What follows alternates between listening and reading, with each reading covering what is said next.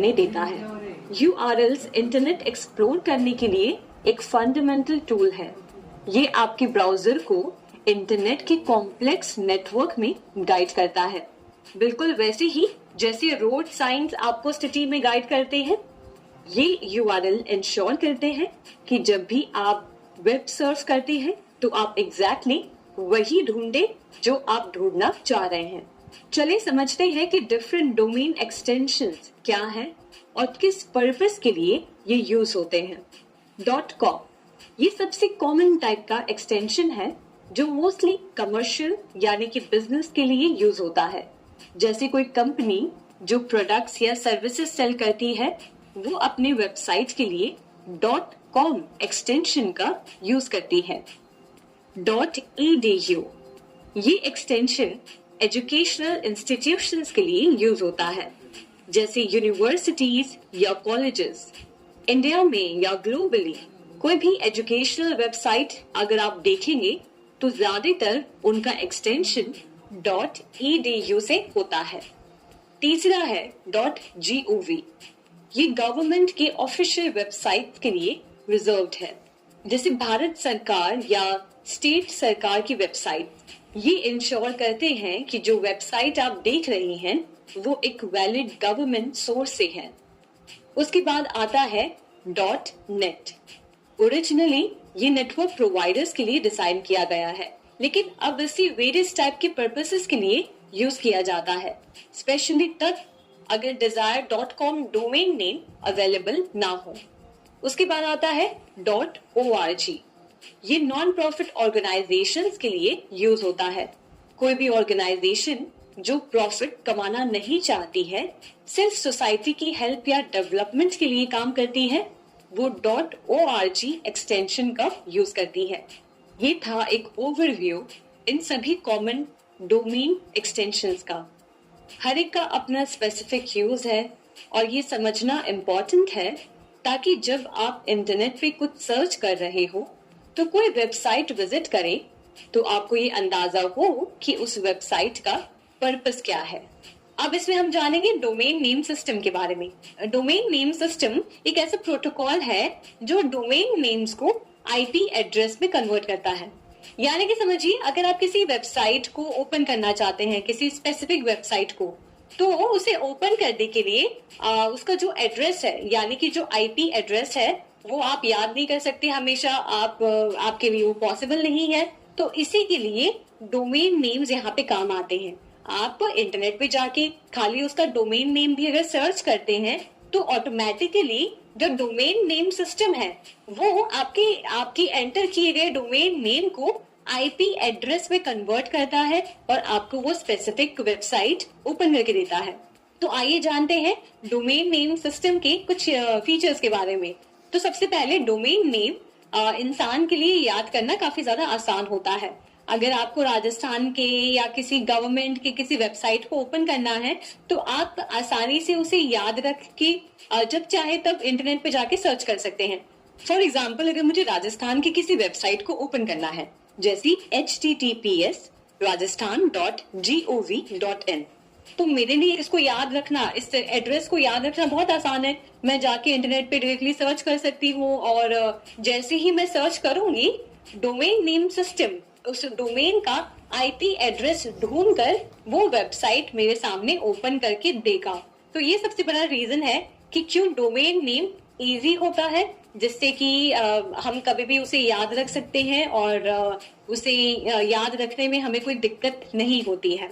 अब दूसरी चीज कि जब हम IP एड्रेस की बात करते हैं, जो मैंने कहा कि एक डोमेन नेम सिस्टम एक डोमेन नेम को एक IP एड्रेस में कन्वर्ट करता है, तो आपकी जानकारी के लिए आप ये जानिए कि IP एड्रेस न्यूमेरिकल फॉर्म में होता है। यानी कि समझिए जैसे कि हम राजस्थान गवर्नमेंट वेबसाइट की बात कर रहे थे तो उसका IP एड्रेस कुछ ऐसा होगा कि समझिए 105.3.246.789 कुछ न्यूमेरिकल मतलब नंबर्स में होगा जो हम याद नहीं कर सकते हैं। तो ऑब्वियसली हम डोमेन नेम का इस्तेमाल करते हैं और डोमेन नेम के जरिए हम IP एड्रेस को ओपन कर सकते हैं। और फिर इसका तीसरा फीचर है कि आपको अलग अलग ऑर्गेनाइजेशन के मुताबिक, यानी कि अगर कोई ऑर्गेनाइजेशन है जो अपना खुद का डोमेन नेम खरीदना चाहती है, वो चाहती है कि उसका डोमेन नेम कोई यूज ना कर पाए और सिर्फ वही उसका मतलब जो पर्टिकुलर एड्रेस है या जो उसकी आइडेंटिटी है वो बस वही यूज कर पाए, तो वो खरीद सकती है। और वैसे ही आप अपना भी डोमेन नेम बना सकते हैं जो पब्लिकली अवेलेबल होता है यूज करने के लिए और उस पर किसी का राइट नहीं होता।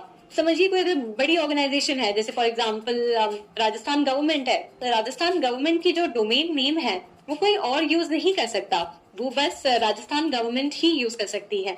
तो ये थे कुछ फीचर्स कि ये डोमेन नेम सिस्टम कैसे काम करता है और कैसे ये हमें अलग अलग वेबसाइट्स और वेब पेजेस तक पहुंचाता है, वो भी बहुत ही आसानी से। तो अब हम जानेंगे वेब ब्राउजर के बारे में। वेब ब्राउजर सिंपल शब्दों में एक सॉफ्टवेयर एप्लीकेशन है जिस पे जाकर आप कुछ भी सर्च करते हैं।